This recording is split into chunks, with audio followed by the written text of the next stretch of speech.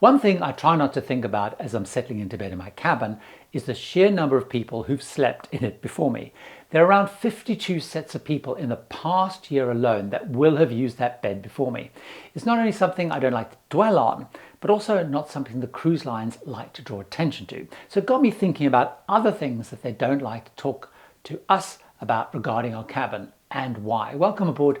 I'm Gary Bembridge, and I want to start with how cruise lines are using cabins to make us slowly but surely spend more to cruise and so increase their profits. While most cruisers know there are 4 types of cabins, there has been a series of clever moves the lines have made in recent years to change which cabins we choose to their financial advantage. To remind you, there are 4 main types of cabin: inside, which have no windows; ocean view with a porthole or window looking out to sea; balcony, which have those as the name suggests; and suites, which are larger and often multi-roomed. Now there's a few things to note though. First of all, the price difference is surprisingly large between these cabin types. For example, I was recently on Royal Caribbean's Symphony of the Seas on a 7-night Western Caribbean cruise. An inside cabin started around $100 to $150 per person per night. A balcony cabin was absolutely twice that at nearly $300 per person per night, and a suite started from twice the price of a balcony cabin at $600 per person per night, and it actually went up to $1,400 per person per night. That means the cheapest suite was 4 times the cost of an inside cabin. The second thing to note is that not all of those 4 cabin types are available on every ship, and the cheaper ones are dropped as we basically move higher and higher up the category of cruise lines. Resort style mass lines like Royal Caribbean, Carnival, MSC Cruises and Norwegian have all 4 types. Premium lines like Holland America, Virgin, Celebrity, Cunard and Princess usually do too. Now while some of the small ship luxury lines like Azamara do have all 4 classes, most do not. Windstar only has ocean view and above, and lines like Viking and Saga in this grouping only have balcony cabins and suites. While ultra luxury lines like Seabourn, Regent 7 Seas, Crystal and Silversea, they only have suites, although this is an exaggeration because when you look at them, many are in fact more like large balcony cabins. More on that later, by the way. Many lines offering suites do call larger balcony cabins with the seating area and bed area a kind of a suite, and they charge suite prices, while a true suite should really have separate rooms for these. The third thing to note about the 4 types of cabins is there isn't just one cabin price for each of those 4 types on the ship. There are multiple grades within each of those grades, so cruise lines can charge more for cabins in the same category. Now, often when you go to book a cabin grade, an inside or a balcony, you'll find different prices for them. Now that's mostly driven by location. So those that are midships with less motion and away from noisy or busy venues will be more costly. But something no one is talking about and cruise lines are drawing people's attention to when it comes to cabin types is that cruise lines are rapidly increasing the percentage of more costly cabins on newer ships to grow revenue and profits. The first big change came with significantly increasing the percentage of balcony cabins. Here's an example of how dramatic and fast that change is. Royal Caribbean's oldest ship in service at the time of recording is Grandeur of the Seas. That was introduced in 1996. Only 32% of the cabins on that ship are balcony or suites. The rest are inside or ocean view. So only 32% balcony or suites. But on the newest ships like Royal Caribbean Symphony of the Seas that I mentioned, 70% of cabins are now balconies and suites. A huge change. And as you heard earlier, they charge way more per cabin as a result of that change. I did an interview with Stephen Payne. He's the man who designed Cunard's Queen Mary 2 transatlantic liner. And he said Cunard asked him to add many more balcony cabins to his original design because they could then charge much more per cabin and make the service more profitable. That's why on that ship they actually had balcony cabins cut into the hull of the ship. Another trend to increase revenue by cabins is adding more suites and grouping them into closed off ship within a ship area with dedicated restaurants, bars and pool decks. These include Celebrity Retreat, MSC Cruises Yacht Club and Norwegian Haven. And on the subject of suites, one thing the lines keep quiet about is they choose to not have them in the best locations on a ship, believe it or not.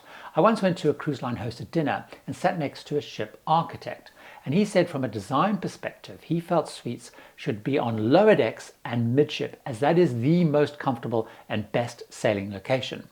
But he was always told to place suites high up, and some at the front and some at the rear of the ship, which has the most movement in rough seas, as those are perceived as the best locations for views by guests and were easier to charge a premium for and to sell. Next is something really unusual that's not spoken about and probably has never crossed your mind. And this is the unusual way that cruise ship cabins are constructed and why. I saw this with my own eyes when I was invited to visit a shipyard several years ago. To my surprise, I discovered there are dedicated cruise cabin factories in a different location. Now, they make and transport fully assembled cabins, complete with the fittings, the carpets, often the furniture, to the shipyard. Then each cabin is hoisted by a crane and slotted into a location on the ship one by one, a bit like building a Lego set. Cruise cabins are made on an assembly line, much like a car is, with workers doing the same specific task on each cabin as it moves along. The factories even test that the plumbing and all the electrics work before then sending these prefab units to the shipyard.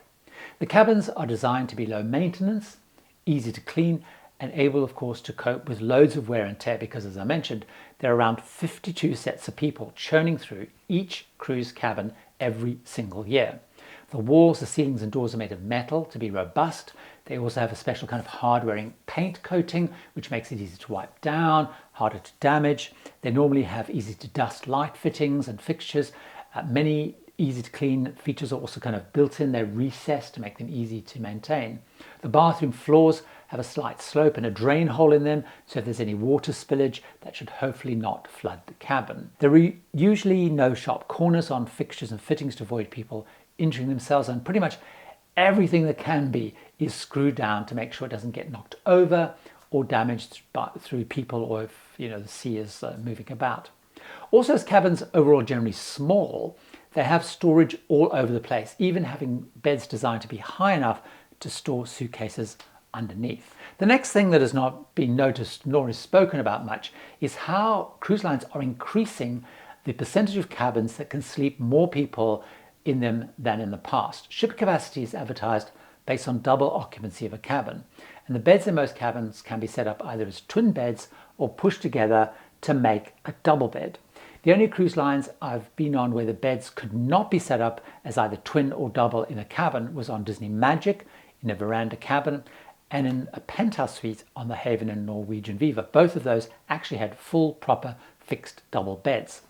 On new ships, I have noticed that more cabins than ever before have been designed to take a third or fourth guest. This is because the cruise lines are hoping to accelerate growth by targeting families, multi-generational travelers, and to a lesser degree, groups of friends. To help, they normally charge the full rate fare for 2 people in a cabin, then have big discounts for third and fourth guests in the cabin. I find it pretty much impossible to rare these days to actually have a sofa and not a sofa bed in my cabin. And often I notice there will be additional beds that can be pulled down from the ceiling or out from the wall, making it much easier to have third and fourth occupancy.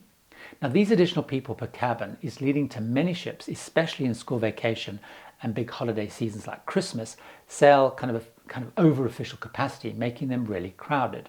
For example, I went on MSC Virtuoso to the Norwegian fjords the week before school holidays, and there were 4,500 people on it. But I was told by the crew that the same itinerary the week after in school holidays would have 6,000 people. All those extra passengers being kids sharing cabins with their parents. One thing to understand is that whilst cabin perks will of course differ and increase the higher the grade, fundamentally all cabins have the same things. These include a bed or beds as mentioned, a bedside table with lamp, and on more modern ships you'll find electric plug sockets and USB charging ports and cabin light controls by the bed. There'll be kind of a dressing table, vanity or desk with a mirror above it. There'll be some seating which increases in scale and size the higher the type, and of course they these days all have a bathroom. Cabins have air conditioning with varying degrees of control. Older ships basically only the temperature, but modern ones you can start to adjust fan speed as well. Now, while older ships have limited plugs and sockets, modern ships have many around the cabin, including USB-C and regular USB ports. The sockets are usually mostly USA format, with 1 or 2 European style plugs as well. All cabins will have toiletries, which these days tend to be large pump dispensers to reduce single-use plastics. You should get shower gel, shampoo, conditioner, some sort of hand wash, and usually body lotion. Cabins also usually have a hairdryer, coat hangers in the cupboard, and some kind of fridge. Whether it has minibar items in it and whether you get charged for using them or not depends on your cruise line and your cabin grade status. I found that while many cruise lines have a safe in their cabins, not all lines do include them. Like on my last few Princess cruises, they had no safe. Another key feature of the cabin, and one that is becoming more important, is the television and the interactive features. You have to watch the safety video there as part of the new e-muster process because they don't have the in-person muster process.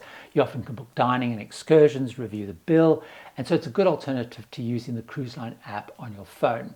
Many cruise lines will have videos to stream on there, a daily what's on TV show run by the cruise director. There'll be a bow camera channels so you can see what's going on, and several TV channels. The TV channels are limited, mostly news focused, and can be pretty erratic because although many cruise lines have moved to Starlink for their Wi-Fi, which is really good, the televisions are still delivered through a satellite service.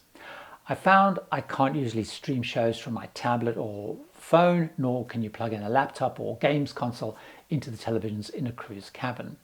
If you want to dive further into cruise ship cabins, watch this video where I talk about the things that I always do the minute I get into my cabin and why, starting with one thing that people don't do that could make or break your cruise. See you over there.